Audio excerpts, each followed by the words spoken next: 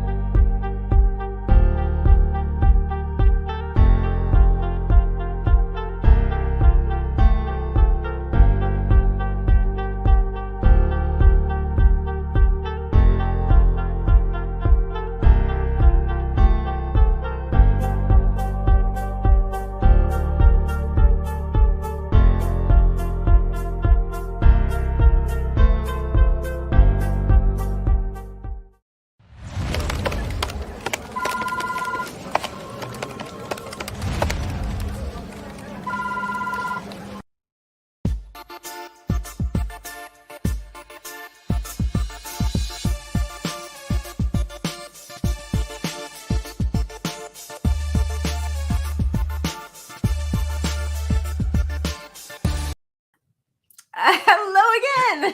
No one saw that. No one was here. Hey, everybody. Welcome First to the off, Punch Up Pod. Yeah, welcome everybody. Cheers. Lila I want and to. Pat. Yeah, go ahead. Tell me. Well, before I forget, I have to blame StreamYard for this one. I'm gonna throw them under the bus because I did not have a go live button available to me. That was crazy. I stepped in to save the day. Hero. Except I just pushed one button and didn't do the 4 that you normally do to get it all going. So I don't know if anybody was here right when we started, but it wasn't pretty. So glad you're all here now. Welcome to Hump Day Wednesday. I am barely getting it together. I think partly it was because we had Monday off for Rosh Hashanah. Happy New Year, Lashna Tova, to everyone who celebrates. But it kind of has me in a weird I haven't caught up to the week yet, I guess. How are you?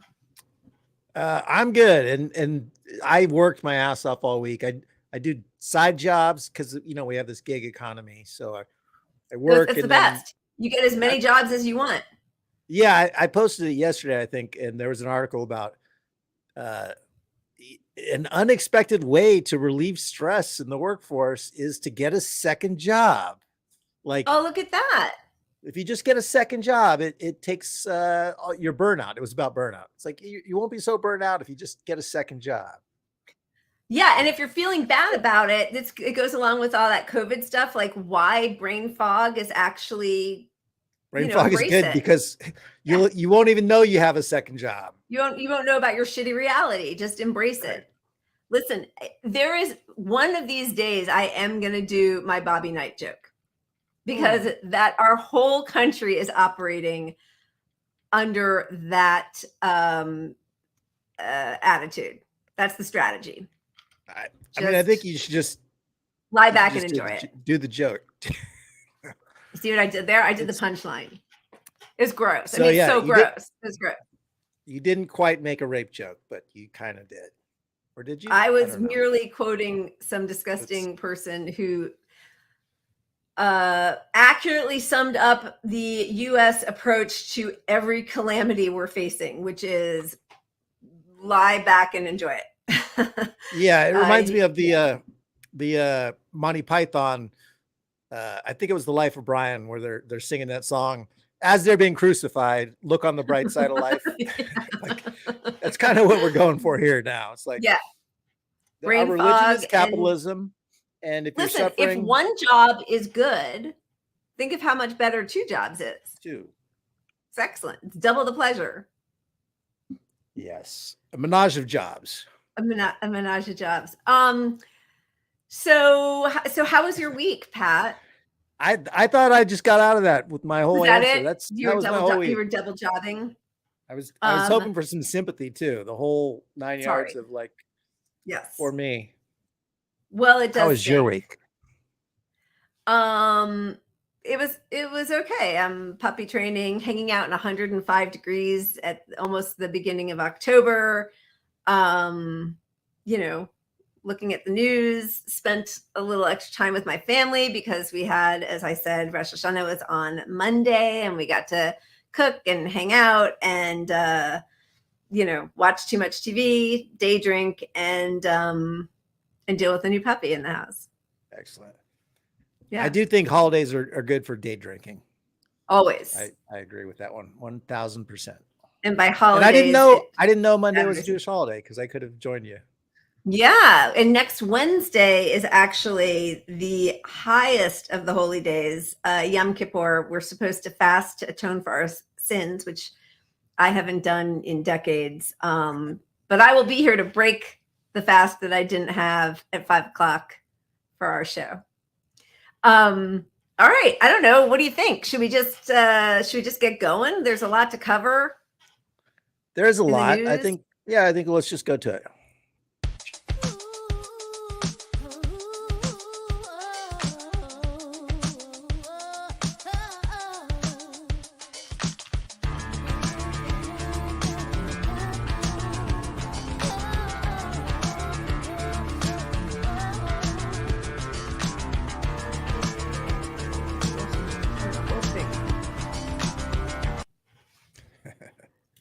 You caught me. I was trying to do my hair really fast. Oh, were you? I wasn't looking up. I would have given you a few seconds. Kind of embarrassed you. All right. What do we got? We got COVID dodgeball, girl boss, the fourth estate, fed up with the economy, and midterm blues. Let's spin the wheel. Let's do that. Where is the wheel? Oh, there it is. Let's go. Yeah, baby.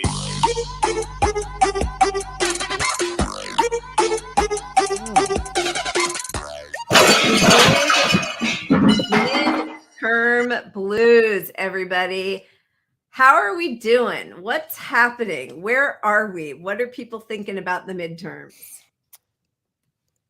Well, personally, I can say that Biden delivers. I know that much because that was trending on Twitter yesterday, right? Yesterday, we got a whole meme there of a whole bunch of stuff they're claiming he did. The biggest climate investment in U.S. history, lowering healthcare costs, infrastructure, investment in Jobs Act. I mean, ending America's longest war. It's so fascinating to me. Wait, I need to like come out on the other side because I feel like we have to dissect each one of these things. The biggest climate investment in history can also be like the smallest climate investment in history. It's the only one, right? So like you can call that however you want to call it. Ending America's longest war in Afghanistan, then stealing 7.5 billion of their dollars, then starting another proxy war in Ukraine, and meanwhile also trying to start war with China. And honestly, does anyone think we would be in this war in Ukraine if we had not gotten out of Afghanistan? I mean, possibly, but it would have been really arrogant. I mean, the military industrial complex needed somewhere to spend all those dollars and justify all that money we give them. Yeah, and we need to weaken Russia, and we just bombed that pipeline. I mean, there's, we're talking about the fourth estate today because there's a bunch of stuff to talk about with Snowden and Assange and, Totenberg and all these different revelations. But like each one of these assertions about what Biden has delivered should come with a huge asterisk explaining what the reality behind what they're saying is. Like lowering healthcare costs should be asterisk, did not actually lower healthcare costs. Yeah. And nothing's happening. Lower drug prices. I'm sorry, but lower drug prices should be asterisk, lowered up to 10 drug prices phased in over 10 years. Yeah. And all these things do, this entire list of things just placates people enough to think that something is being done on these issues. Yeah. It's not actually something to brag about. Like you should, I'd be ashamed to do as little as Biden has done on all these issues because it stops progress on these issues. Absolutely. And, if what you're trying to fight is growing fascism and the far right in our country, which is the whole Republican Party and most of the Democratic Party, they've got a list of things like that also that they could say about Trump. And so if all of these debates are going to come down to, or like who can come up with the better headline that doesn't reflect the reality, we're already in such lost territory. Yeah, I mean, who got us out of Afghanistan? Let's be honest. Trump got us out of Afghanistan. I mean, he said he was going to. Biden did actually pull the plug. He pulled the plug, but it was put in place, so he was obligated to by the last president. So I mean, I'm not trying to Yeah, no. I know you're not so big a Trump. Do not vote apologist for Trump, but let's be honest about Why it. are you helping Trump? Because I've been told we're grifters getting money from Russia. Yeah, horseshoe theory and all that good stuff. All right. So, but let's talk about the reality of where the polls are and what people care about right now. 84% say that the economy is a top issue in their vote. And how is Biden faring on that? Poor and not good. Oh. Yeah. The Biden specifically, wait, I'm just going back for a second because specifically Biden is not good at 74%. But yes, go ahead. I have to lean in to read this. I know, same. I'm going to put my readers on. It sucks. But yeah, and if you break it down to, which party do you trust to handle the economy, which we just from the last slide saw as the most important issue, GOP gets a 17-point advantage. Inflation, which is obviously tied to the economy, probably more impactful on people's actual votes. 18% give the GOP the advantage. And then another top issue the Democrats are always running on, crime, GOP 22-point advantage on that. Yeah. Yeah. So, I mean, first of all, it's absurd that anybody thinks that the GOP is going to handle the economy, but I think it just shows again, like how people are just flailing. Nobody in power is taking care of anything. So we're just going to keep going back and forth. And what's going to happen is, there were a couple things that Biden did that were extraordinarily popular, and his popularity rose in conjunction, right? Like with the child tax credit, and then with canceling some small part of student debt for a little bit, his numbers went up, right? Which shows that this idea that is being pushed by like the vote blue no matter who and the pod save guys of like, listen, no matter what, it's going to be just a shellacking in the midterms. It's what always happens. It's like they've created the path of failure, and that way it lets everybody off the hook. And so nobody has to force Biden to do anything that's popular that would get huge returns for him in the midterms and possibly 2024, because they've already cast the upcoming failure as a done deal. Right. But like, as you said, anything that he's done that satisfied the left, or at least, showed he was fighting for things we wanted, like the student loan debt, he got a huge boost from that. Yep. His numbers went way up. So if across the board, Democrats and Republicans, he got a boost. So they lowered child poverty by 50%, allegedly, and then took it away. And really, it was only 30%. The numbers, who knows if the 30% number is even right. But the 30% is what they said after the fact, because the whole time, it was incumbent on, it was dependent on increasing the minimum wage, $15 nationally, which they didn't do. Right. So, that never happened, but they let it lapse, so. Yeah. Total disaster. And so we see what the polls are doing. And then you see Biden in real life and what an embarrassment he is. Yeah. Should we start with this today? clip? Yeah, let's start with this. Today, Biden looking out for a senator in the audience, senator or congressperson, I don't know. So here he is looking for this person. And so many of you know so much about this as well, and you're committed. And I want to thank all of you here for including bipartisan elected officials like Representative Governor, Senator Braun, Senator Booker, Representative Jackie. Are you here? Where's Jackie? I didn't think she was going to be here to help make this. Where is she? She was going to be here. Where am I? God. Yeah. She passed away in a car accident several months ago. And I pulled the video but didn't upload it because it's too long. But Jean Pierre, I don't know. Oh my God, Karine Jean Pierre, yeah. The press secretary for Biden, they came out with the video now. I mean, the video. There's a video out now of them actually speaking at the White House, where she says that wasn't the case. She was just he wasn't looking for her. No. He She was was just on the top of his mind. she was just on the top of his mind. Which is funny because this is the person whose mind she says has a top.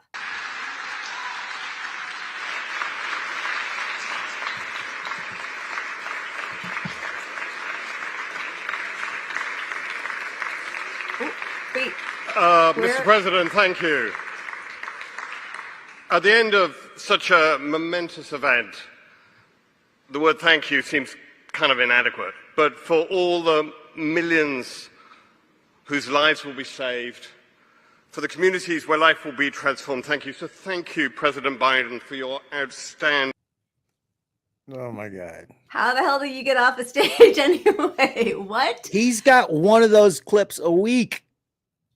I mean, come on. It's insane. And the rest of the world is highlighting this. And of course, the Republicans are, but like, that's an embarrassment. The leader of whatever we call the free world, what the hell? And no handlers. Like, they know since he became president, he's fallen asleep at, on the national stage, international stage. He gets lost on stage at as you said, once a week. But you say no handlers. You say no handlers, but I guarantee you they have a team of people like at each exit. Fire them. They're not the doing other way, great. like go that way, but Biden just forgets what the signal is. He thinks pointing at me. You see him. They got to step up their game. I don't know. Those handlers are not hiring their best because let me tell you, if he were my charge, I would have bolted up there, linked arms with them, and gotten him the hell off the stage every time. There was one video this past week, and I didn't put it because I was just like, but he was walking a blind man, and it was just like, first of all, let's not set up everybody for the punchline. That is just, you're asking for it. There's Biden like meandering around, holding the arm of a blind man. Yeah, they are not hiring their best handlers, Pat, no matter what you say. Yeah. Well, speaking of handling, which is also another area Biden gets in trouble for. But guess what? We got a lot to do. You gotta say hi to me. We go back a long way. She was 12, I was 30, but anyway, this woman helped me get an awful lot done. Anyway. The fuck was that? Okay. And that wasn't, just for those of you who were here last week, that wasn't the skeevy, smarmy clip that we did last week. That's a different one where he's talking to a young girl and talking. I mean, it never ends. And yes, they are rubbing our faces in it. There was all this talk when Trump was president about the trial balloons where he would say some absolutely outrageous thing. And then, people would pull it back just the slightest bit and they'd realize, well, as outrageous as it was, it doesn't really matter. We can do anything. Like what was the thing? I can shoot somebody on Fifth Avenue and get away with it. And I feel like that is the state of all of our politics right now. It's just all out there. They're not trying to hide anything because they know that that we have no recourse in our democracy. Exactly, because they can be accurately portrayed as 1% better than the Republicans. And that merits our vote, which is the system we've been sold forever. Yep. Every election is the most important election in our lifetime. Yeah. So I saw a couple people. Yeah, go ahead. Sorry. Well, I just want to say, this is the real problem. Dark money controls politics, and Democrats took way more of it than Republicans. And, I don't know how you're supposed to represent. If you look at economic injustice as one of the worst things affecting our country, which I think it really is, the dark money is the number one proponent of policies that hurt the working class. And the Democrats are taking way more of that money. Yeah. And, I can't find it now. I think I was uploading too much stuff, but Biden specifically, I think, that's for the economy, but, has taken more money from big pharma and the health insurance industry than any other candidate in 2020. So of course he's not interested in addressing any of those problems. No. and this is what we're left with. The Democratic Party is going to run on the look at, have you seen the other guys? So here's the Democrats. Social Security, Medicare, and reproductive rights are all on the ballot this November. Of course they are. But behind the scenes, Biden is trying to cut Social Security. He's wanted to his whole life. They're privatizing Medicare. And it's a Democratic majority that just lost reproductive rights. And Biden didn't take the steps he could to preserve it. Yeah, they keep talking about they refuse to kill a filibuster. They refuse, like, there are other tactics that they could take, right? They could publish the Equal Rights Amendment, and that would codify Roe in its own way, right? Like, they could do that. And yeah, maybe it would then go to the courts, but at least do something. And instead, they're making this really obvious play just to, hold us all hostage and say, vote for us or you're losing your fundamental rights. Well, they're not fundamental if we can lose them. And if you can hold that over our head to vote for your shitty candidate, that's not what our rights should be, leveraged that way. So the fact that, I don't know, maybe Roe will help them put it over, but I think now I'd be shocked if Democrats don't get totally demolished. It's really hard to say. I think Roe is an issue that's going to drive voters that wouldn't have normally come out to the polls in the midterm election. Yeah. And they got a shot, but whatever happens, the margin is going to be for every vote. It's not going to be enough to overcome 60 votes one way or another. So nothing's going to happen. Nothing's going to change. Whatever the laws are now are going to be the same laws. Well, and the other thing is he's saying, I just need 2 more senators and then we can codify Roe. But, he said that about the $2,000 checks. And I think, you cannot lie about everything your whole career and then expect people to fall in line for this. We've seen it happen before. Well, he has lied about everything his whole career. He's been warned 1 billion times to stop lying about being an activist in the civil rights movement. Arrested for all of his activism. 2 weeks ago, he said the same thing, Yeah. He claimed he was arrested trying to meet Nelson Mandela. No, he was never arrested. He didn't march in protest of the civil rights. He was on the other side of the civil rights movement. Yep. He was a literal enemy of the civil rights movement. That little girl was me. That was the whole thing about being anti-busing and talking about the jungle of Black and brown people in the inner cities. And yeah, I do, of course, that's exactly Biden's mission, is he's doing the bidding of all the people who, paid him well and donated to his campaign. There was a reason that he and Pete Buttigieg got the most billionaire donations. So, and I do see somebody, Jeff D, that about how about the rail workers? We're going to get to that. I'm not sure what's happened today. Pat saw some breaking news, but that whole strike, which was giving me so much hope, that's another thing that Biden kind of stepped in and took the wind out of those sails. But let's just see, because right now there've been, about 3 weeks ago, there was a poll in California that Bernie was at the top. I think Bernie was at the top nationally on possible contenders for 2024. Then they removed him from the next polls over the next few weeks. He's not even in the polls anymore. However, he was on CBS this morning, I think yesterday. And this is how they deal with him, not with Biden, not with Dianne Feinstein or Pelosi or any of the other people who are suffering obvious cognitive failure. This is how they're going to talk to Bernie. You can't categorize everybody. You're different than everybody. Yeah. We're all different. Yeah. You got to look at the individual. But what I think we do, guys, is we look too much at race, at gender, at age. What does somebody stand for? Yeah. What are their views? Do you agree with them? Are they standing for you? Or are they standing for the big money interest? And obviously, you want people who are competent, who are capable of the energy. My God, to be president of the United States requires an enormous amount of energy. But I would say, first of all, take a look at what people stand for. Yeah. And we don't do that enough. We're too much into personality.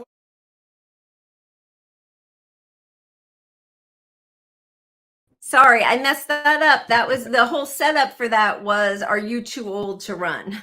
Sorry, that was fail on my part. Not hiring the best. That's coming back to haunt me. They were saying, do you think you're too old, Mr. 81-year-old, to run? we know that those will be the tactics used against him again. And unfortunately, it's going to be even worse because we've seen the other old guy in charge, Biden, who makes Yeah. the case for age limits. Pelosi makes the case for age limits, but Bernie doesn't. But I mean, I'm so torn on Bernie running again because, Yeah. look, he let us down twice. Yeah. He raised a movement, but where did he go with that afterwards? I mean, he's still leading the labor movement in a way, but he's not fighting for COVID protections. He's not calling out the current administration in any way that helps us, in my opinion. So I don't know. Yeah. With no other choice in the primaries, I will absolutely get behind Bernie 100%. Will I campaign for him? Will I donate? No, I just won't. That's just not same. happen. I mean, it was like a part-time job. I spent at least 20 to 30 hours a week for 2019 through the first couple months of 2020, volunteering, holding events at my house, canvassing, phone calling, phone banking, texting. Like, I won't do that again because he should have fought harder to stay in this race. And I know he's so worried about being the nadir and getting us Trump again, but yeah, I mean, I think Biden's most doing of us it on his own. I think most of us understand Bernie, like why he's made some of the decisions he's made. Yeah, but we do need someone next in charge to take over on the left, and at least we need like 10 other people behind Bernie. Mayor Pete, someone like Beto who can skateboard, who's made for this. Somebody like that should be born next. to this, born to do this, born to it. Yeah, I mean, I think that's the other thing, and I see a lot of people in the chat, and I agree that, like, fool me twice and all that stuff. And I am not I don't think Bernie's a fraud. I don't think that I don't think he's doing it for nefarious reasons. I just don't think he has it in him to take on the whole establishment truly when it comes right down to it. Like, he should go with the Green Party or start his own party or whatever it is. And truly that could be his legacy. Yeah. But there's no doubt, he would be better than any alternative. Oh my God, 100%. Yes. And he's the only one who has a shot that I would trust worth a damn to actually win the party within the Democratic Party. Yep. And listen, if he ran with like Sarah Nelson. Severely. Well, I would wait, say it again.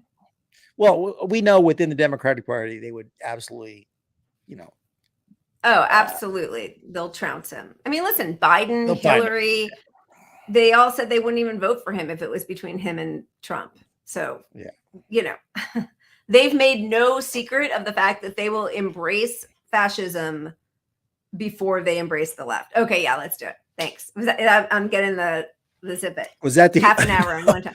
I was cutting myself off for a good reason. Yeah. Myself. Yeah, baby.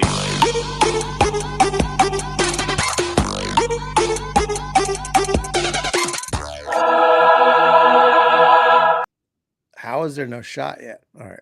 I know, that's crazy. I think I have. Is it cheating if I take a shot? No, let's have a shot. I mean, I feel like, first of all, while you're looking at this beautiful headline of "Democracy Dies in the Darkness" by the Washington Post, just know, I'm switching. Not for any real reason. Although, hey, Sky Vodka, I've been waiting for my my endorsement deal. So now I'm moving on to Absolute. Right. And I'm drinking a local beer again, not sponsored yet, but what kind of grift are we running where we're buying our own liquor? That's crazy. I know. Who does that? We're reminding me of grift. We need to make a push to get 1,000 viewers. That's the whole, that's a YouTube thing. We have like, I don't know, almost 900 or something. So smash that like button. Smash that like button. And the notify bell and all that stuff so that we can the notify bell. Oh yeah, if you hit tap, what is it called when you do it on a computer? That little bell, then you're alerted when we come on. Yeah, just find us on TikTok and MySpace. People, have you heard of it? Me and my friend Tom on MySpace. I'm going to be debate. I'm challenge you to a debate, Ben Norton, on TikTok. Debate, bro. All right. Oh, I'm supposed Wait, to take my shirt off. Isn't that how it Did works? we get to the fourth? Oh yeah, no, we're on the fourth estate, but I had to have a shot. But I poured my shot into my mixer. Oh, do we have a? Should we start with the video? What do we start with? Wait, democracy dies in darkness. Yeah. What is our whole trajectory here? Okay, so the whole thing that we're going with is that Edward Snowden, was granted Russian citizenship, and right away, of course, all of the worst people in the world came out and said, well, of course, he's always been working for Russia, leaving out, of course, the fact that after he divulged the fact that NSA, that we were surveilling our own citizens illegally, he had to escape prison, or being arrested by the US. And I think he was flying to Cuba, had to land in Moscow for a connecting flight, and then was told if he got on a plane, he would be arrested. So he was forced to stay in Russia. He didn't like choose it because he's pals with Putin. Exactly. He had no choice but to stay in Russia. And he stayed in Russia for years, was even his entire time in Russia, he was very critical of the Russian country. Yep. Of Putin himself. I don't know if you could ask more of an actual journalist in Russia than what Snowden said about Putin himself. Like you literally could get killed in Russia, but he had some protections being Snowden, right? That enabled him to be a little more critical of Putin. But anyway, he gets citizenship. What are you supposed to do? What the fuck are you supposed to do if you're him? Yeah. And I know I'm realizing that we were okay. So I'm excusing myself. There were a couple other graphics that I had pulled up where he basically is saying like he has had no stability because he can't come back to the US. He doesn't have citizenship, dual citizenship. And so in order to be able to like stay with his family and his 2 young kids, but right away, everybody attacked him. We know, Daniel Hale still in jail. Julian Assange still in jail. I mean, we're killing him. We are actually really killing him, continuing Trump's attack on him, right? Even Obama didn't try to prosecute him. So Biden is continuing the Trump attack on him or prosecution of him. And, it's so interesting because liberals really liked him at first, when what he did was reveal the collateral damage, right, of the Bush administration's. Right? Yeah. But then he went a step too far by revealing just how dirty and in bed our fourth estate was with the Clinton campaign and the DNC and all of her emails and Podesta's emails that were leaked. And then all of a sudden, all the liberals turned on him also. So that's the state of our fourth estate, is the people who actually reveal the secrets of the people in power, which is what journalism is supposed to do, right? Those are the people who are rotting in jail. But then Nina Totenberg of NPR fame was just revealed completely with no compunction. She revealed it of herself that she was best buds with Ruth Bader Ginsburg, knew she was dying of cancer, but also, which is, probably an important fact to bring out when we know, that our civil liberties are hanging on by a thread because of our warped Supreme Court. But then also in her book reveals that she was also kind of good friends with Scalia, and what'd she say? Yeah, she had Antonin Scalia over for dinner right after he helped a Second Amendment.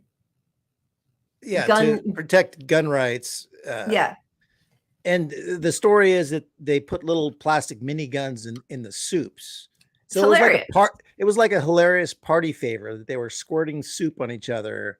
And here's the reporter for NPR, and people think NPR is like your normie Dem friends think, well, maybe you might be able to convince them MSNBC is kind of like partisan bogus news, but they think NPR is like this last bastion of saving like the left. Like I can fully trust NPR. Yeah. And you cannot. NPR is not, they're corporate first, left policy, left, civil rights stuff, equal rights stuff. Yeah. I mean, it's an easy win to support those things on the left, but corporate income inequality issues on the left, they are every bit as mainstream as most of corporate media. Yeah.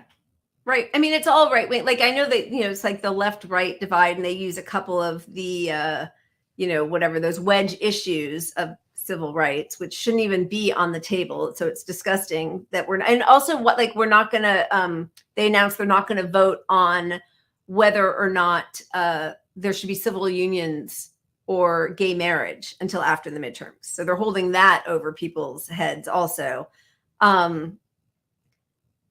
But the truth is almost the whole Supreme Court and Democrats and Republicans are completely beholden to their corporate donors. So it's not left or right. It's just money.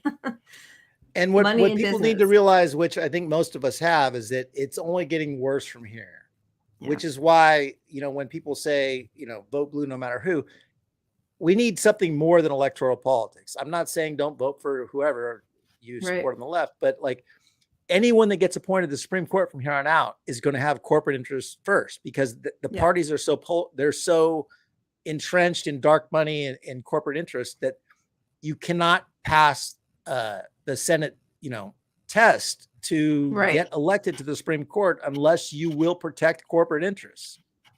Yeah. And by extension, if you think income inequality is the most important issue affecting us as Americans, or one of them at least, you cannot back either party.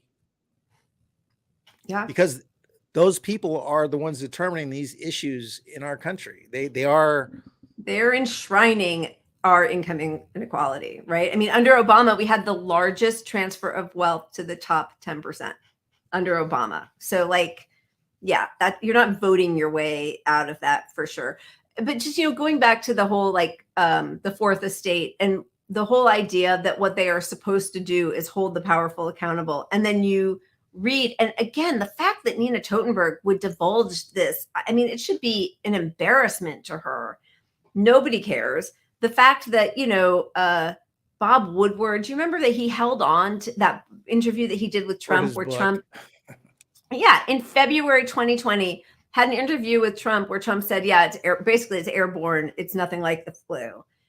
And which is disgusting. Of course, the president of the United States knew that, but so did Bob Woodward. And he held on to it for 8 months so that it could go in his book. But that was okay. Yeah. Yeah, it's gross. And I mean, there are millions of issues that the fourth estate should be covering that they aren't, which is the really important part. And they intentionally downplay certain issues they should be covering. So, I mean, this is a big story that there's a potential railroad strike, which got diffused immediately with Biden pretending that he solved this thing, even though he was coming down against railroad workers. He appointed commission, I don't know, something like that. To negotiate between the two parties, and he was completely siding with the railroads instead of the workers, who don't get a paid sick day, a single paid sick day a year. Yeah. But so the story was, this strike could really affect everything, because it would bring our nation to its knees. Absolutely. Which it would in many ways. Yeah. But the fourth estate effectively killed this story to mainstream people, to our normie Dems, as I always say, but because Biden did something about it, he stepped in and now we got a deal and things are going to get back to normal. But we don't have a deal is what it comes down to. We don't. No, and most of the workers who were polled said that they did not agree. They weren't in favor of the tentative agreement, but that was completely obfuscated because for the headline of Biden steps in and saves the day, which was just the headline that was pushed by every mainstream media source. And then, of course, all the vote blue no matter who people get in on it and like, oh, he averted the railway strike. Dark Brandon working on the railroad. What is it? Biden delivers. Biden delivers. Biden delivers, Let's see baby. deliver. But you know, Jordan Sheridan just interviewed one of the workers who thinks that possibly that was a lie and that there wasn't even a tentative agreement, that it was just put out there, that Biden came out and said there's a tentative agreement just to avert the strike. So this is from Jordan Sheridan, one of our few people who actually, I think, is a stellar member of the Fourth Estate. This seems like, I mean, crumbs, really, when... Hey, it got Joe Biden through the midterm and the Democrats to the midterm elections. Mission accomplished. The fact is, I don't believe there was a tentative agreement in writing when he had made that statement, when it was announced. I don't think they had anything in writing right then, and they probably continued to negotiate thereafter and come up with the written agreement that we now have. I don't see what I mean. To me, the companies get everything they want. They get automatic bid scheduling. Okay, so I can't claim jobs. Okay, if I'm a younger man, I'm on top of the barrel. So when I want a day off, I just bid to a job that has some off days that I want. I can move over to them. But for everybody else, they can't claim vacation vacancies. They can't claim temporary vacancies as they could before, and go to another job that had some off days that they could be off. That's all gone. They have to bid in a job, and that's the job they're stuck on for that week. And there's not a lot of movement because people go to the job that they stand for, the best job they stand for, and that's what they're on.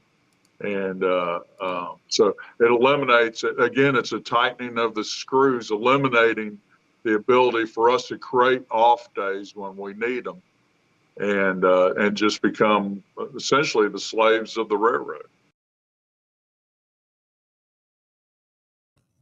Yeah, I mean, so even just the other day, I think we had the piece with Chris Hayes talking about the new proposal, which was going to be either 1 or 3 sick days off a year. And he was like, so if they get that, then they get what they want. And, it's like, if you're always just accepting the headline, as somebody said, they've become stenographers for the government. If you're just accepting what Biden tells you is the proposal and that everybody's agreed to it, and you don't peel it back and talk to the workers. I mean, there have been pieces done on MSNBC and CNN and in the time, New York Times and Washington Post, where they don't even talk to a railway worker.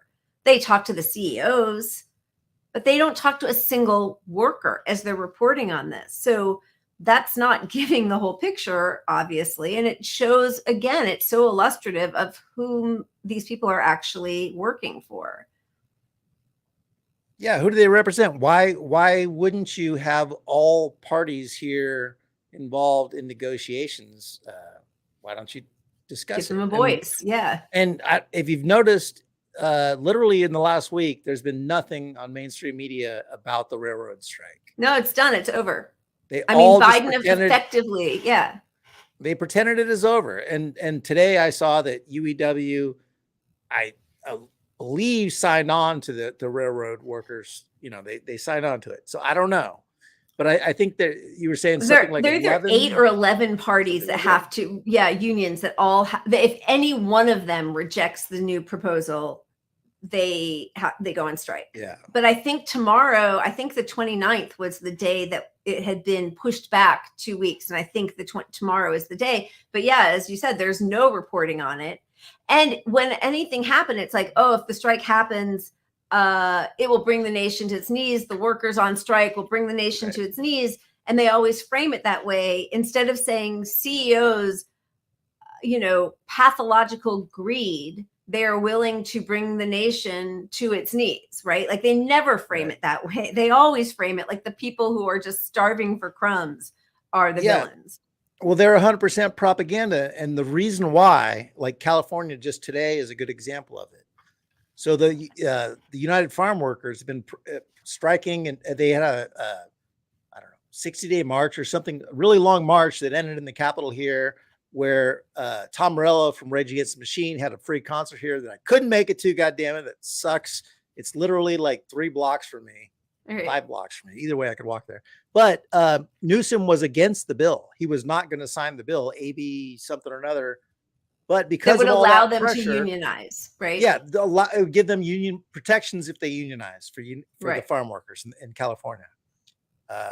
And he said he would veto it. He signed the bill. It passed today. Right. And that was because of all that pressure, which is why the media declares it over. So there's no more public pressure on Biden, on the railroad workers, on Warren Buffett, who's a big, he's one of the billionaires behind all. He's the good billionaire who's on the wrong side of this issue because he owns all these railroads. Yeah. But yeah. All right. What are we on right now? We're on 4th Estate. Do we go into LA sheriffs and hospitals, or we just move on? I almost think we should move on. We got so many other things, right? And we only have a few more minutes. Should we move on, or do you want to talk about it? No, we will do a whole we need to do an episode, or at least a whole segment on propaganda. I was going to say propaganda next week. Let's do this. Yeah. We haven't officially had a shot yet, so let's. What the? Yeah, baby. Oh my God. Come on. Really? Crazy. Why does everybody hate us? This is turning into my least favorite episode. Wait. Yeah, baby. It was an error. There was an error. Okay, I feel it. Yes. Okay, got it. This is my 3rd shot, even though it's officially only our first one of the show. But it's my 3rd. Cheers. Cheers, everybody. All right. Yeah, baby.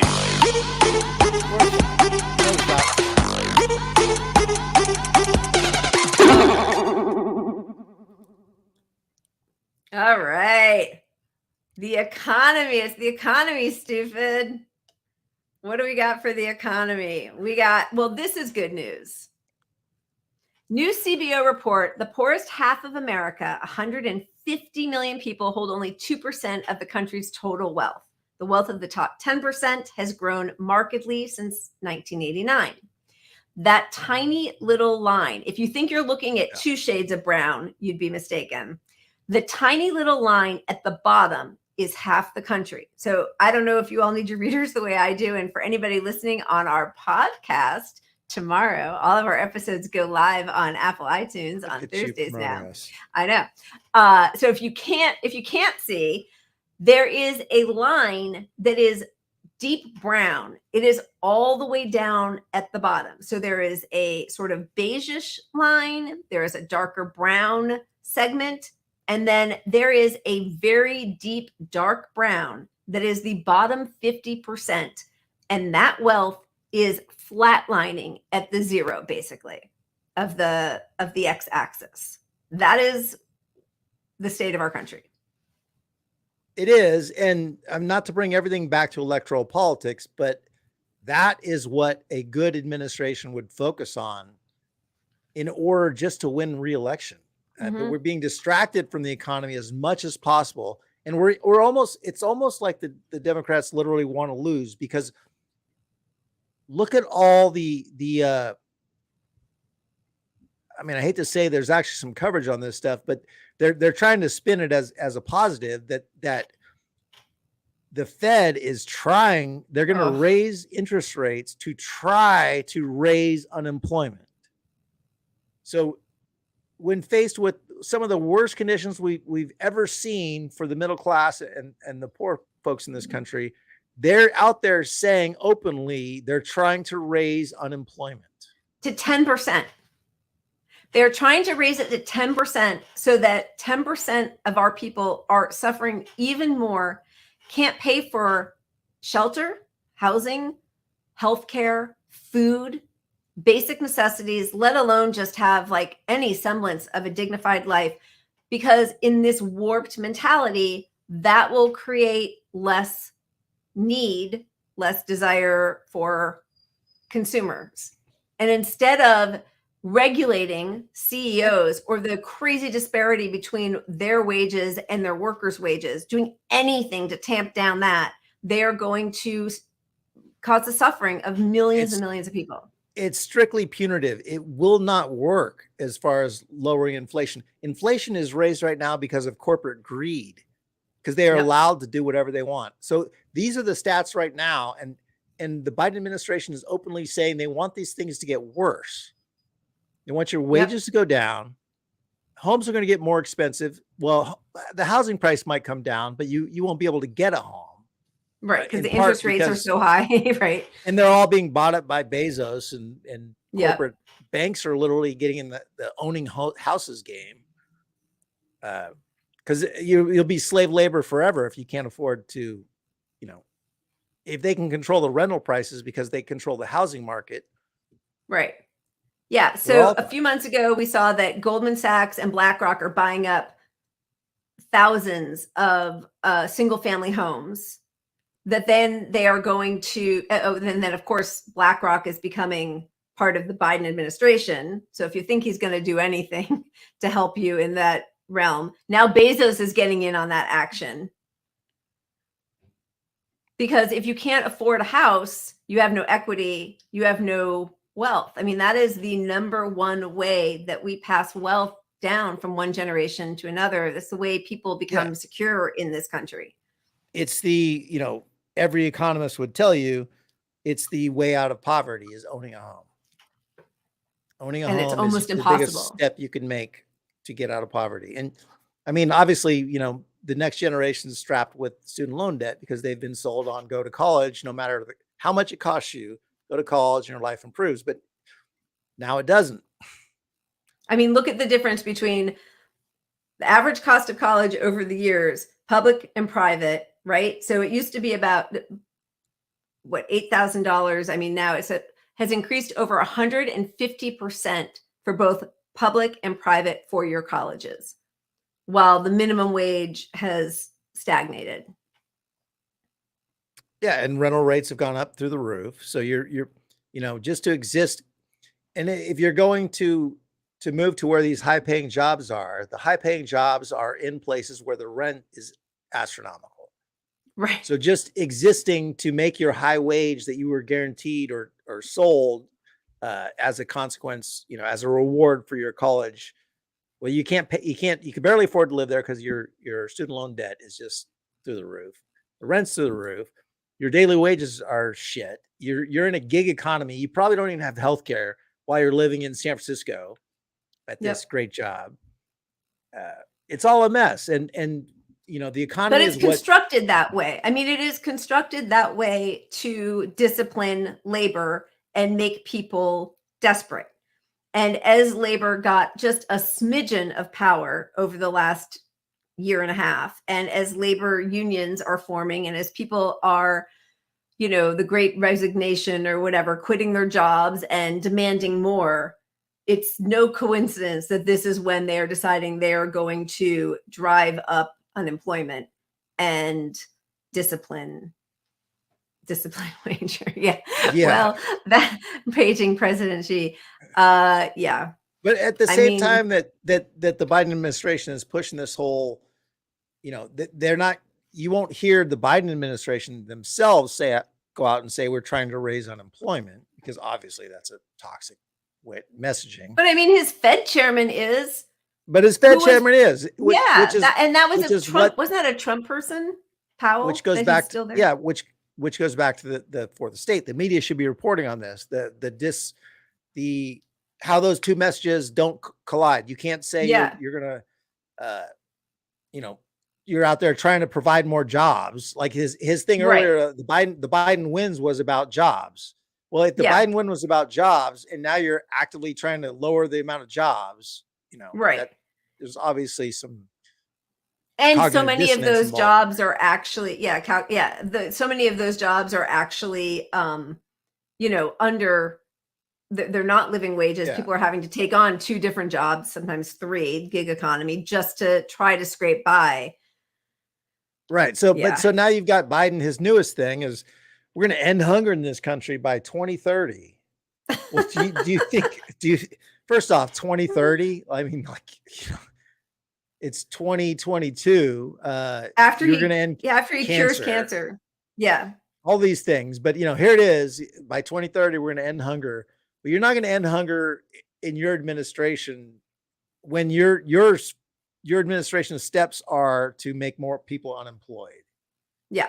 And that you told everybody that you would veto Medicare for all, right? So that's a huge part of medical debt is, one of the huge factors that is bankrupting people in this country. And on the hunger issue, first off, holding Biden accountable, great account. You should follow them if you aren't. He's been on the show. I forget his name. God damn it. Weston. We're so Weston. done. He's great. Yeah. I said we. No, but, we. I no. I'm just kidding. But so they're ending they ended the free school lunch program, and you could say, 2 more Democrats, and they wouldn't. But the end of the child credit. We need 100 more Democrats. But yeah, if we do the right thing, we'll end it by 2030. If we just get some more Democrats, and Biden's going to make this happen. Yeah. But meanwhile, in California, the liberal bastion of the world, Newsom is rejecting mandatory kindergarten, which nobody's arguing. There isn't really an argument against mandatory kindergarten for kids, because the whole point is, first, the kids they're going to get meals there. They're going to get education. ESL is a big issue in California. So English as a second language. So you got a lot of kids starting out in first grade because there is no mandatory kindergarten. They're already behind, and it's not positive. But nobody's really making a case why we shouldn't do it. Gavin's case is we just don't have the money. We can't afford to do it. But we're never going to tax those billionaires. That's hilarious. Where just 330 million Democrats, and we're all set. Ugh, what a disgrace. All right, should we spin that wheel? What do we have? Well, maybe let's show the economy video. Yeah. I want to show that because this is one of the reasons why it's never gonna get fixed, right? Yeah, how gross are the issues that affect our country. Like I said, I keep repeating this, but the economy. If you think the economy is the biggest thing, wealth inequality and all the programs that go with it, which disproportionately affect people of color, obviously, it's not going to change because all our members in Congress are buddies with the banks and all these evil people. Here's a little video. The revolving door that never ends. Yep. Yeah. The gentleman from Indiana, Mr. Hollingsworth, is now recognized for 5 minutes. Well, good afternoon. I'm excited to be here with each of you. Before I get started on my questions, Mr. Moynihan, I wanted to let you know, Saruthi, raise your hand, Saruthi. She has been my team member for a couple of years now, but on Monday, she becomes a Bank of America team member, about which she is very, very excited. So I hope you'll take good care of her and know and recognize the talent that she has shown already in our office. I'm sure she'll do the same at Bank of America. We will do that, and her father already works for us, so he'll take care of it. You should have called us. Well, good. Well, I appreciate the opportunity to chat about some of these issues today. What I'm really interested in is the state of the economy. How are you floating your resume to big banks? I mean, you're supposed to be the ones, policing the big banks. Grow up, Jamie. There must be some kind of law against working for a financial institution right after you've been working in financial regulation, right? No.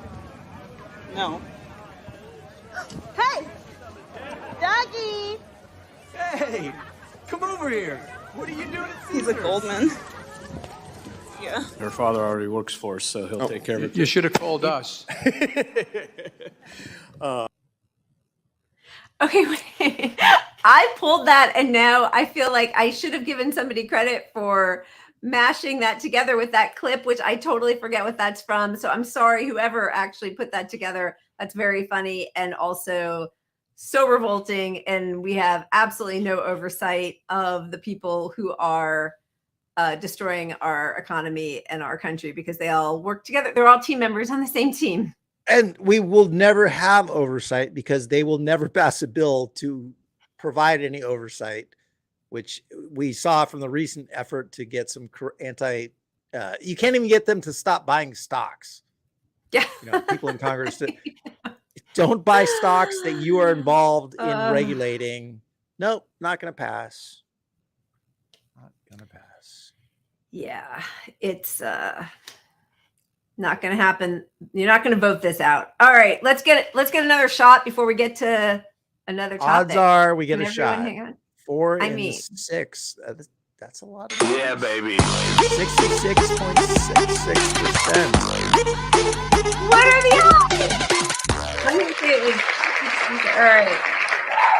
Look at that. If you change the wheel, Whoa. it moved on. the luck comes. The luck follows you. All right. Cheers, everybody. What's everybody drinking? Anything interesting today? What's happening? I'm stuck with my same vodka and Crystal Light. Cheers. Yeah, I have one drink. Well, different beers, but the same burger at the moment. We got Kiko's having a shot. Jill, Kiko shot. Jill asked if you think the rail workers are going to strike. I don't know. I really have to look because, as we were just saying, there's been total silence on it. Cherry Dr. Pepper. Okay. Yeah, on the railroad workers, who's giving us the information on that? The media is not covering any of this. So the last thing everyone in the world has heard is that the strike is over. It's going to be over because Biden was such a great Biden's Dark Brandon fixed it. Oh my God. I'm sorry. It's so much more important to talk about the railway strike, but look at all these fun drinks. Dark and Stormy, love. Crown on the Rocks, chocolate vodka, just like straight or what? Or on like, how are you doing that? Is there a mixer? I had a chocolate martini phase where I would because the nice thing about ordering a chocolate martini, if you're out and about at a bougie place, is they're all different.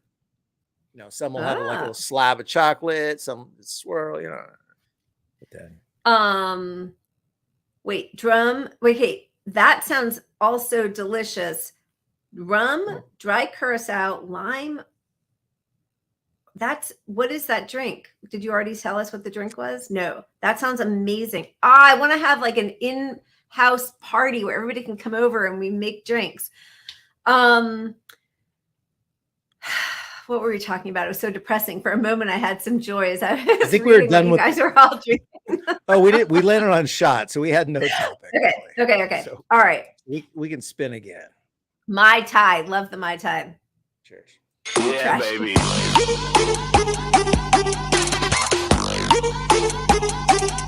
It's all catching up. It really is. Now I'm so fascinated. What's a 360 double chocolate vodka? That sounds so good. Okay, wait, I need my shot.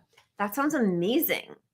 Ooh, I'm breaking things because now I think I'm on my 5th shot. So now it's getting serious. Okay, wait a second. All right, I'm ready. I hope, Jill, that they do a wildcat strike. Cheers. Look, a railroad worker strike would be a game changer for the entire labor movement, for sure. They would be portrayed as the enemy. Like you would see immediately all this, like, they're ruining the country. They're destroying our economy. Yeah, you're going to hear how much they all make, and it's going to be grossly mischaracterized. I mean, I think it was 2008 or 2009, Writers Guild went on strike here in Los Angeles. It went on for like 10 months.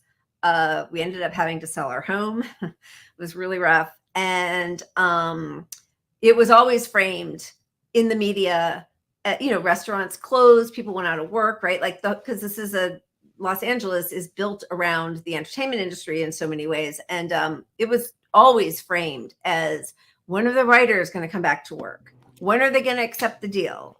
Oh, the writers are still holding out. It's always framed in that way. And they're doing it again. But yes, they. Yeah. And well, the important part is obviously it's going to be framed as inflation is going to go up because of a shortage of goods due to the railroad workers. They're holding this all up, and that's how it's going to be framed. But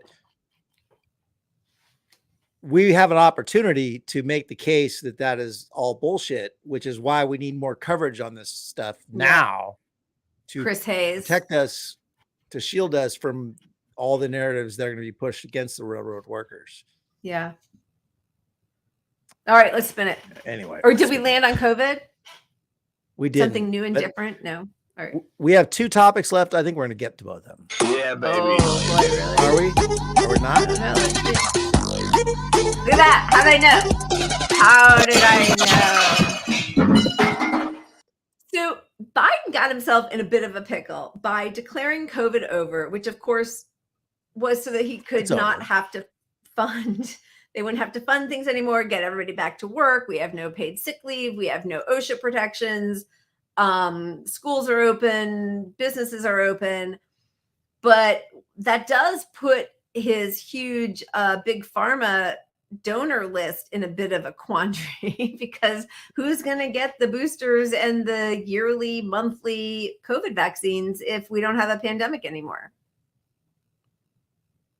Ooh, I mean, the thing is, there's 2 parts to it. There's obviously the corporate interests that want us to just go to work regardless. If you provide people the protections that would actually put a stop to COVID, it's going to hurt the stocks of like 10,000 companies. Can I just that's ask? One piece. But why? Okay, here's what I really don't understand: the masking and the cleaning of the air. How would that be harmful? I don't get it. We would our economy would actually stay open. People wouldn't get as sick. They could come into work. I actually really don't understand. I thought that possibly Big Pharma was pushing the maskless thing because then they make more money on the Paxlovid, whatever. And they're, but that doesn't even seem to be working because we don't have enough Paxlovid. Not everybody can get it. People don't have health insurance. They're not going to so it just feels like everything has blown up in their faces. I mean, of course, we're all paying the price of it, but I don't even understand the goal here. Well, yeah, you could have framed this whole thing as, okay, we're at a level where COVID is still everywhere, but you're less likely to die. And if we just all mask, we will prevent all these deaths. It will help everybody. But I think what's behind it is if you give them an inch, if you give the public an inch of actual awareness of threat around them, that will get people to say we must stay home because obviously it's safer. I mean, there's no argument that you're more safe at work around COVID, even with masks. So it's the give them an inch and they'll take a yard kind of thing, Yeah. Paxlovid. I've heard Paxlovid. Paxlovid. Anyway, I don't know. I have to look it up. I'll take your suggestion for right now, Daniel, NY1. Yeah. But with Paxlovid, we were sold that was a reason to open up. We have a treatment for that. And there's 2 parts to that. One part is that the studies show it doesn't work very well for anyone under 50. So basically you need to be over 50 to have an effect with COVID, with Paxlovid. And then the other piece, our good friend of the show, she's never been on though. We should have her one of these days. I know. I love her. Dr. Victoria Dooley, Nina's pal. She's a doctor, and she's saying that the high risk patients are on medications that make them not eligible for Paxlovid. And the one thing that we know works, we know monoclonal antibodies work for a lot of people. They stopped paying for that. I mean, they also stop. I mean, they stop paying for all treatments, right? So if you're not on, if you don't have health insurance, you have to now pay for testing and treatment. That's awesome. Yep. That's awesome. We've privatized a response to a global pandemic. So I don't know if you saw this, but this is CDC director Walensky. Is it Walensky or Volensky? She doesn't look Eastern European. My dad used to tell a joke. What's the question to which the answer is 9W? Do you spell your name with a V, Mr. Wagner? I can't even unpack that. I can't believe I actually got it out. Right. It wasn't a great delivery, but at least I got all the words in the right order. Tell the 5 shots. tell Yeah. you. Oh, geez. Yeah. 9. Anyway, to she's tell out you. here. So she's out here promoting the vaccine, the booster. She's just got the booster, which is great. Everyone should get the booster. But this is like the largest. This is, if you look for someone promoting the booster, this is it. Her tweet pushing the booster. Well, how And do you here tell she people to is. get a booster when COVID's over? COVID's over, but get the booster. And here she is. And a lot of people criticize this. And I don't know, maybe she has some sort of thing underneath that mask, but that is a cloth mask. And she's being injected by somebody without an N95 mask. And all the In a medical science setting. is that you should both be wearing N95 masks, not a Yep. cloth. And even she has in the past been critical and said that the science does not support cloth masks. You should be wearing Right. N95 masks. So here she is. This is her big moment. So even if, I don't know, maybe she's got some sort of filtration thing underneath that. Yeah. But the message the public sees is cloth mask, because that I is mean, a the fact cloth that she mask. still has a job is insane, truly. Yeah. Yeah. But So in so our why- country, yeah, sorry. Go ahead. No, go ahead. Put that up. That's where I was Yeah. headed anyway. Yeah. So as we head into winter, in Germany, they are now back to mandatory use of N95 type masks during long distance travel, masking, and rapid tests before accessing hospitals, nursing homes, etc. In Canada, they're saying COVID is not over, but we're relaxing all of our protections. And in the US, the pandemic's over, you do you, which is exactly what's happening, which is exactly why this is happening in the US. I mean, that is an abomination. What are we even protecting in this country anymore? And look, that chart is going to get exponentially worse because we're not factoring, we're talking about deaths in hospitals from people with acute COVID. We're not factoring in long COVID at all. Long COVID is going to, I mean, there's so much information out about long COVID right now that's not good. Brain damage. COVID-19 significantly increase your risk of a neurological disorder because it affects your brain. 42% higher risk of brain damage. 7 out of 100 people who had COVID ended up with brain damage, which is what this is about. Brain damage. And that falls under the umbrella of all of these different things: strokes, cognition and memory disorder, nervous system disorders, migraines, seizures, mental health disorders, musculoskeletal disorders, encephalitis. I mean, it goes on and on. It attacks your organs. It's a cardiovascular disease, and we are treating it. We're just like our schools, it's just running rampant. I mean, one college campus after another, one school system after another are reporting 3-4 times as many cases as last year. The pandemic is over. That's the whole point. And kudos to Laura Myers. We stole all of her tweets here, all her screenshots, but let's look at them. Connecticut schools reporting 4 times more COVID cases this year. 4 times more cases. COVID Chicago, cases among students. triple. Yep. Parkland Hospital. Hospital.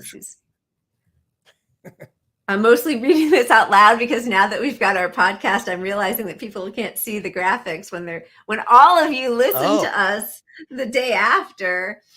COVID goes back to school as students return to campus. Colleges are reporting record high numbers of COVID cases, but don't expect a revival of heightened safety measures. Again, I just don't understand why. What is so hard about putting on a mask? I don't get it.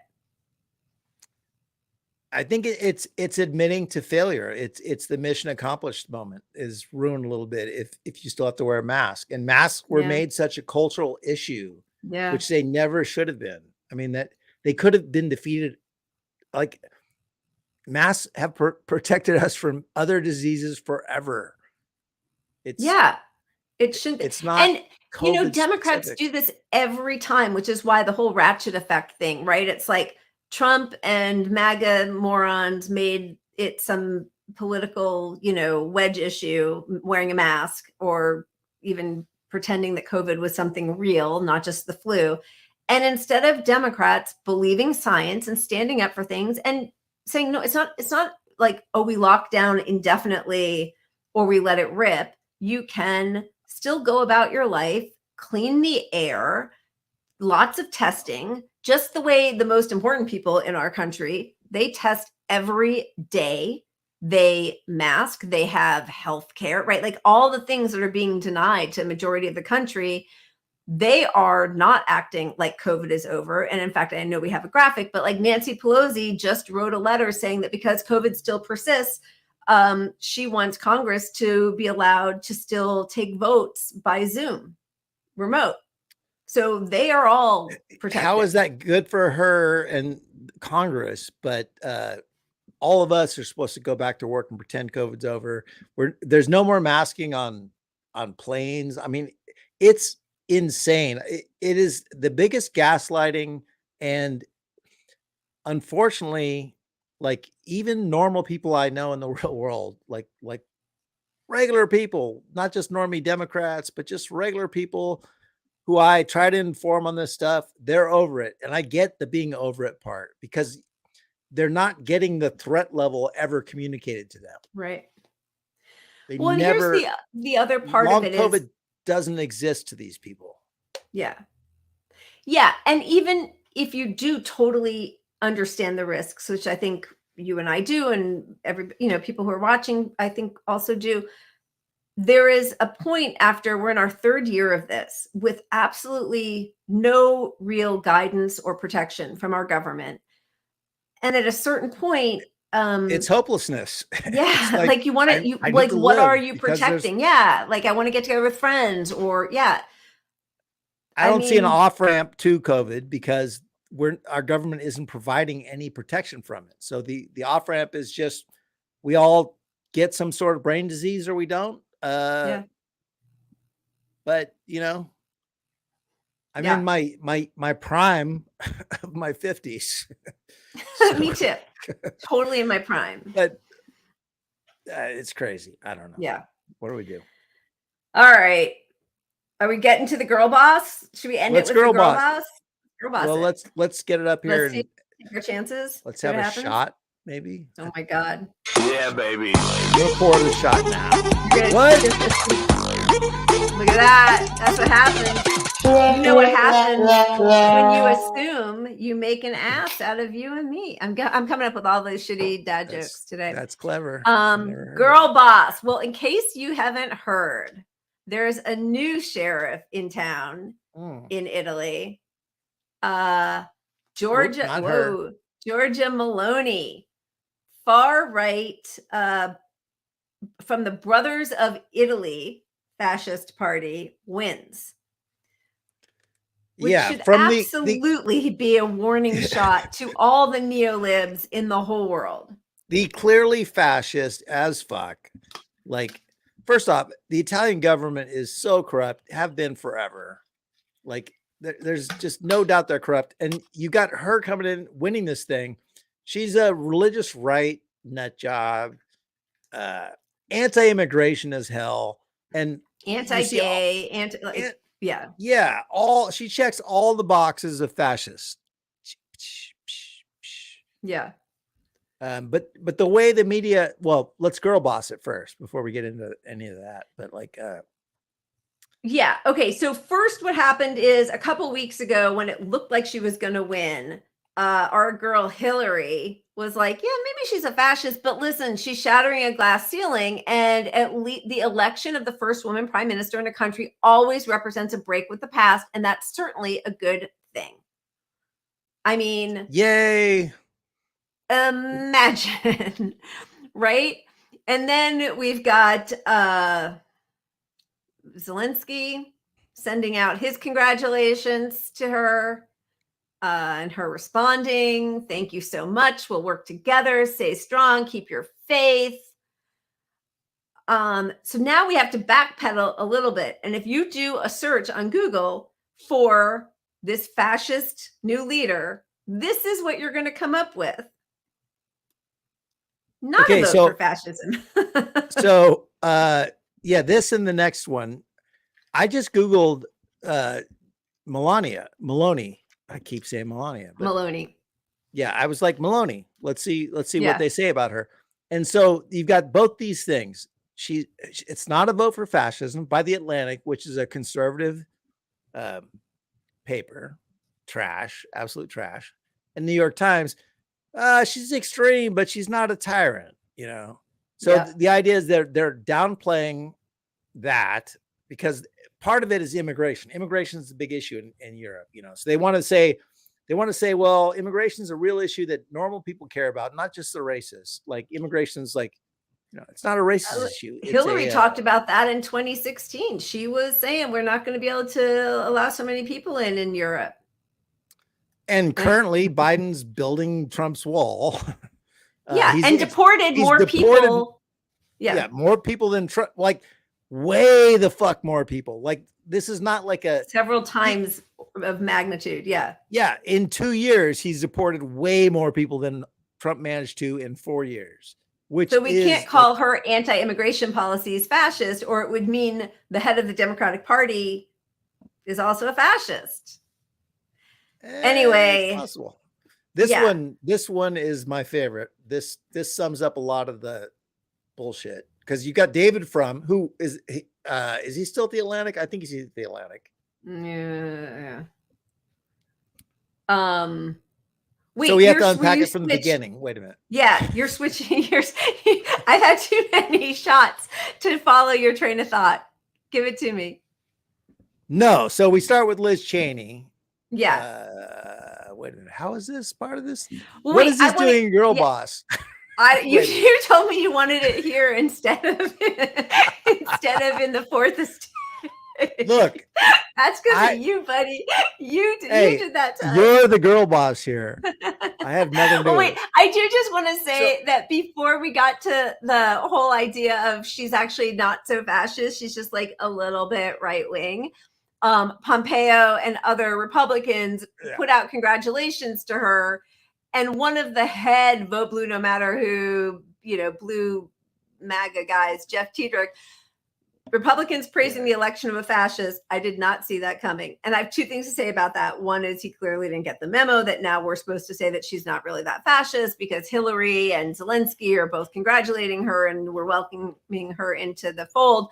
But also when we did a show that we called Did Not See That Coming, YouTube shut it down because we put Nazi in there, but Tiedrich's allowed to post that. Anyway, that's all I wanted to say. Yeah. So replace we did that joke first. With we get the win for sure. We do. Replace Republicans with Hillary. And this guy would be fired. He would lose all like his whole job is to protect Hillary and the corporate. Yeah.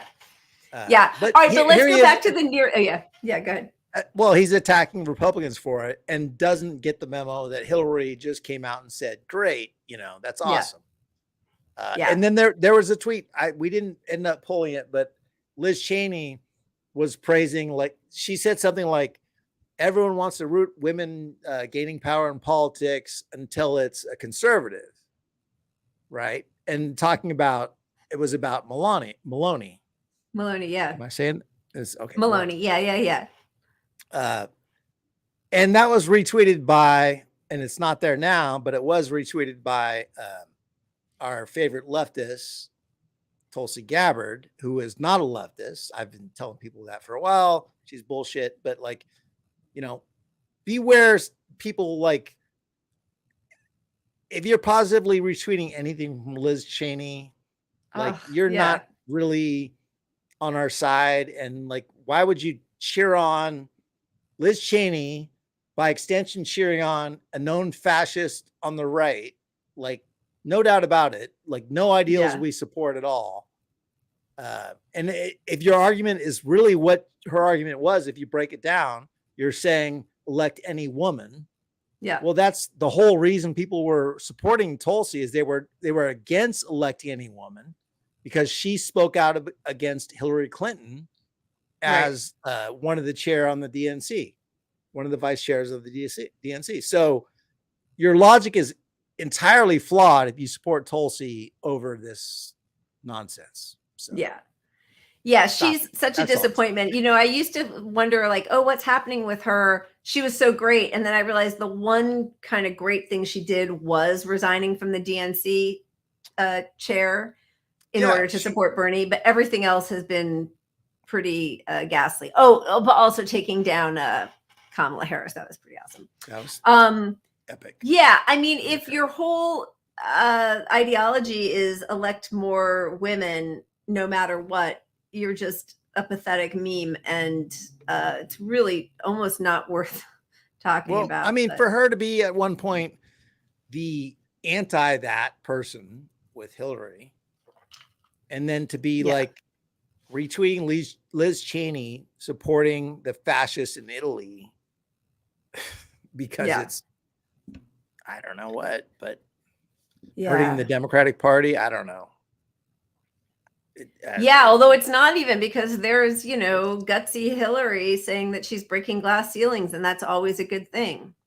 More female fascists. Okay, so can I just, maybe we should we end on, do we have any more topics, or is it just shots? We did it.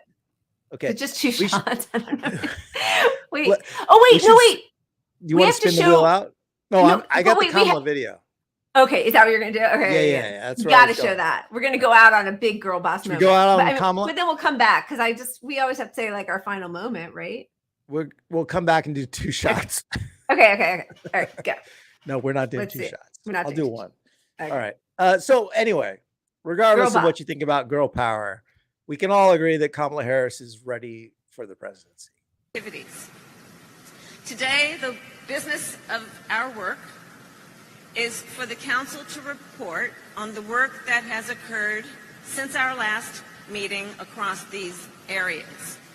We will today also discuss the work yet ahead, the work we must still do to continue to move forward. That's so bad. I almost want to watch it again. I know, it's just so Is bad. that wrong to watch it again? How short is it? I'm going to make you all watch it one more time. Oh, Jesus. Watch it one more time Okay. and tell me All right, what you quick. learned. We're gonna.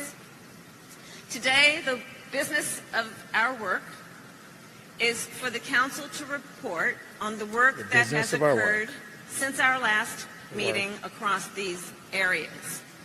We will today also discuss the work yet ahead, the work we must still do to continue to move forward. Oh, yeah. What the fuck, Mamala? Skamala doing her thing. Everybody, you guys are so funny. And, you know, I do want to say, reflect the sun, because I know you wrote, nobody else called out Kamala, not Nina or Bernie. And I do think that there were some really wonderful moments with Tulsi at one point, but I don't know, it's been outweighed for me by too many other moments. But I didn't want you to think I hadn't seen your comment, and I don't know. No, look, we were supposed to go out on something funny, making fun of Kamala, and then I had to say, because I just felt bad. But anyway, yeah. No. She had her moments that were great that damaged Kamala, but it was really brave for her to go against the whole DNC to support Bernie in 2016. It was. I do think that was big. I thought, because nobody else did. I mean, she was a young, up and coming, If you step back and say, what did she do for Medicare for all? She created doubt on Medicare for all. Yeah. Yeah. No, she negated everything that she had done for me by, Well, and look at the left issues. She's very anti-turf. I mean, she's not anti-turf. She is a anti-trans. She's espousing a lot of right-wing views all the time, which she was against. If you have to look back at who she was as a candidate, right? And she was against all these views. She's now like for. So what is her purpose here as a leftist? Is she a leftist?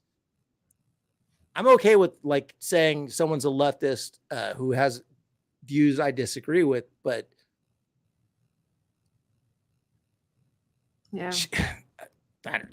I just challenge you to look at her views as a candidate and look at her views now and not notice. Like, you have to notice if you do that, if she's harming not the same person. Yeah. And yeah, she's not a leftist. Sorry. Which doesn't mean that there aren't some things that she's done that were valuable. But yeah, I think she doesn't seem to have a through line with her ideology, unfortunately, that I enjoy entirely. It's 6:30. I like gauged my energy to go to about 6:15, and all of a sudden I'm like, whoa, that was a lot of shots. sucked And now into I'm this. supposed to keep talking. So here's how we get out of this on a positive note. Oh. Wait, what are the odds? 50-50. Let's do this. We got this. Come on. All right. Shot. Time for a shot. Last shot Cheers of the our way night out of before I this. have to go on to my Pinot Noir. As always, love hanging out with everybody. Also, I think it's really important that we can have disagreements and not do all the like weird canceling, and like you can have discussions and, you know, have different points of view. I think that's important, that we can all still come together and have some fun every Wednesday. 100%. Thanks for hanging out with us, you guys. We can disagree on all these issues, any of them. Yeah. And not hate each other. It's not me vote for Trump. Don't vote for Trump ever. Cheers. Anyway. Please don't. Cheers, everybody. Thanks for joining us. And, you know, keep punching up. Cheers.